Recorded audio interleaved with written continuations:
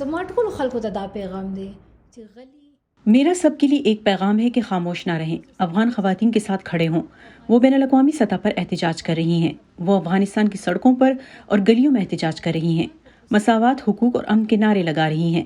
ان کی تعلیم اور کام کرنے کے حقوق کے لیے ان کے ساتھ کھڑے ہوں۔ افغان لڑکیوں کے باپ اور بھائیوں کو بھی افغان خواتین کے حقوق کی حمایت کے لیے سامنے آنا چاہیے۔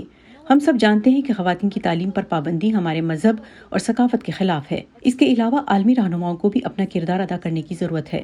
مسلم ممالک کو افغان خواتین کے لیے اکٹھا ہونا چاہیے اور خواتین کے تحفظ کے لیے مل کر کام کرنا چاہیے، کیونکہ ہم سب جانتے ہیں کہ تعلیم خواتین سمیت تمام مسلمانوں کے لیے ایک فرض ہے۔ ہمارے مذہب نے ہمیں تعلیم اور علم حاصل کرنا سکھایا ہے اور اس کے لیے مسلم ممالک کو آواز اٹھانی چاہیے کہ یہ پابندی اسلام کے خلاف ہے۔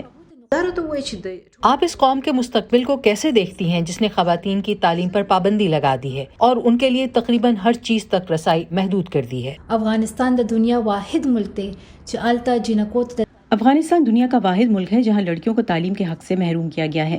خواتین کو کام کرنے کی اجازت نہیں ہے۔ خواتین اپنے بنیادی انسانی اور اسلامی حقوق سے محروم ہیں۔ اس مشکل وقت میں اپنے افغان بہنوں کے ساتھ کھڑی ہوں۔ اس دن جب ہم تعلیم کا عالمی دن منا رہے ہیں، جب ہم تعلیم کی بات کرتے ہیں تو ہمیں افغان خواتین کی تعلیم کے حق کے بارے میں سوچنا چاہیے۔ اگر افغان خواتین تعلیم سے محروم رہتی ہیں تو اس سے نہ صرف انہیں نقصان پہنچتا ہے بلکہ اس سے افغانستان کی معیشت، امن اور خوشحالی کو بھی نقصان پہنچتا ہے۔ اقوام متحدہ کے جائزوں سے پتہ چلتا ہے کہ تعلیم پر پابندی سے افغانستان کی معیشت کو $5.4 بلین کا نقصان ہو رہا ہے۔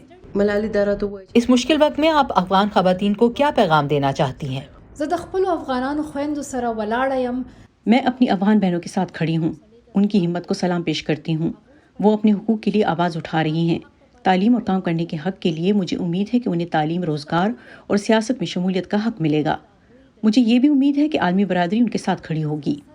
کې د حصې اغستو حق به ملاویږي او زه دا امید لرم چې په پوره نړۍ کې به خلک هغوی سره یو ځای ودرېږي۔